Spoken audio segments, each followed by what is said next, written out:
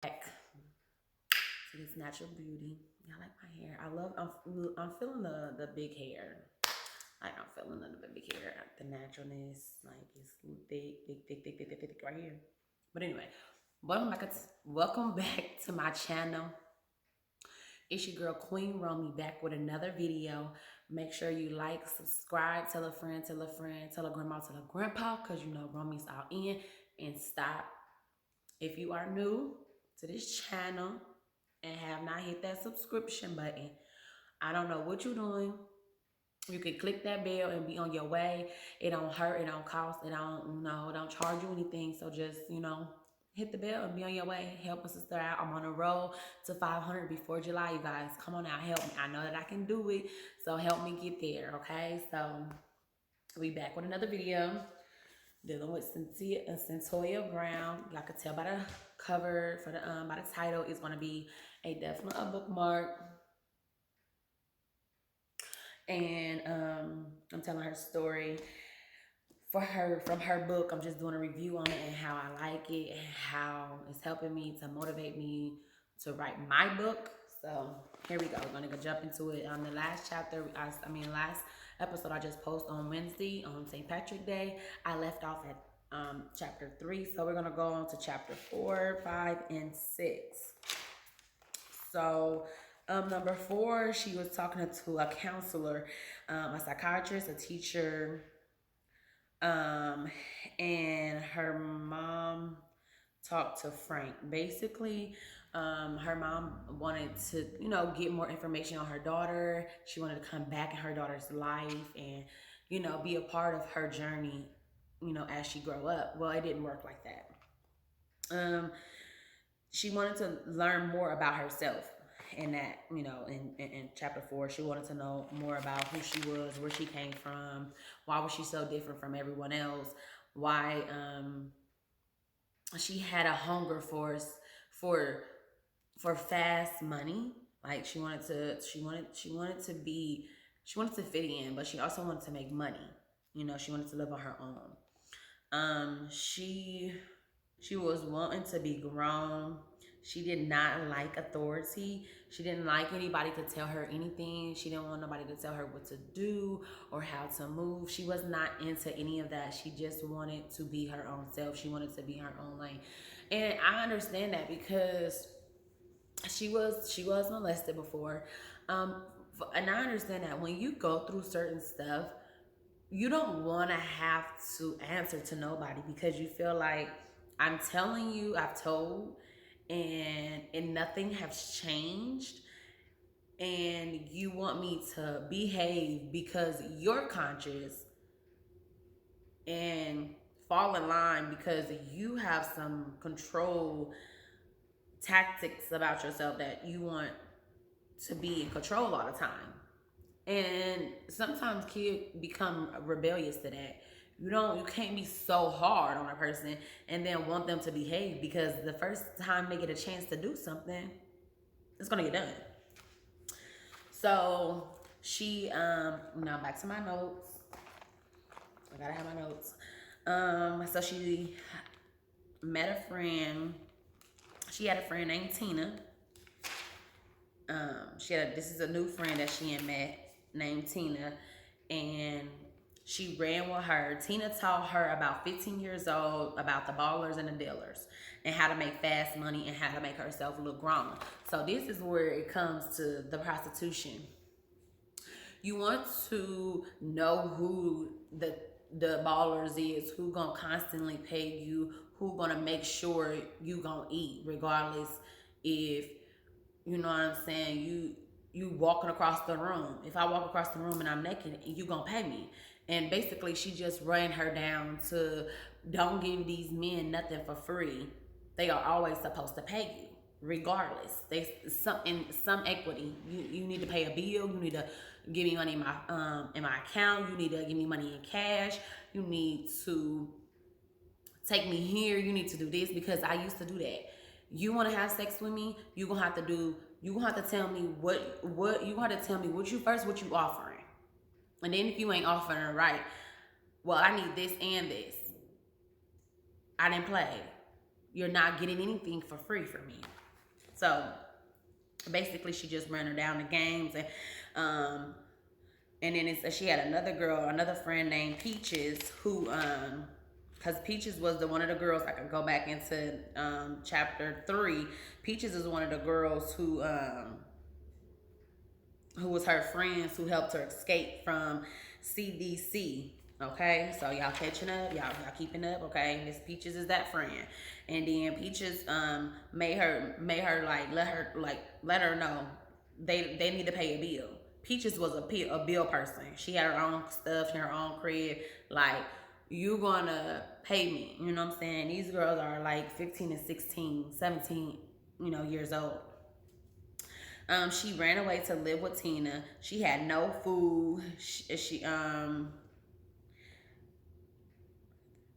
had no food. She would rather smoke weed. She lost a lot of weight. Tina got mad because all of the men was looking at her 15-year-old Cyntoia. Okay, now I'm thinking if I can go back, I'll probably go back in here. I have to go back in the notes. Into the actual book.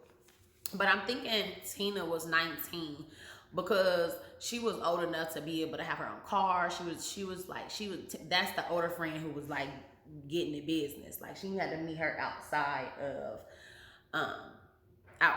of school and juvenile prison. She was getting really, really mad at her. So she like put her out because she felt like Cyntoia was getting all the attention and the attention wasn't on her, which I feel like that happens in a lot of groups, because I remember being in a group, and this is a situation that I'm putting in my book, throwing hints, y'all, throwing hints. I was in a situation with a friend, and this actually just happened twice.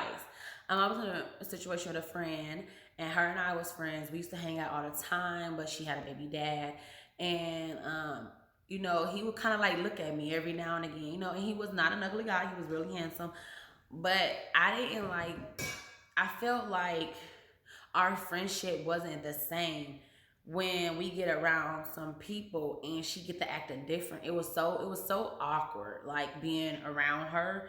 And when he gave me a little attention, it went down.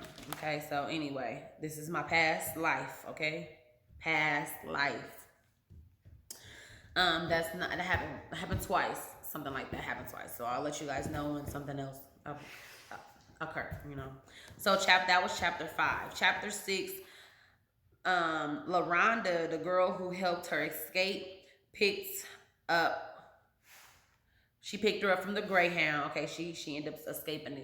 She ended up leaving home. So now she's on the run. So she's trying to figure out where she can lay her head, because Tina then told her that she couldn't stay there no more. So she had to figure out what's the next move. And it be like that, like, where I'm about to go lay my head is this way, or where I'm about to go this week, or like trying to figure out where to lay your head. And I'm pretty sure there's people out there that have been in a position where they have been put out because they're gay, been left because they want to change their gender, or being kicked out of their house because they don't want to pay bills, or being kicked out because, etc.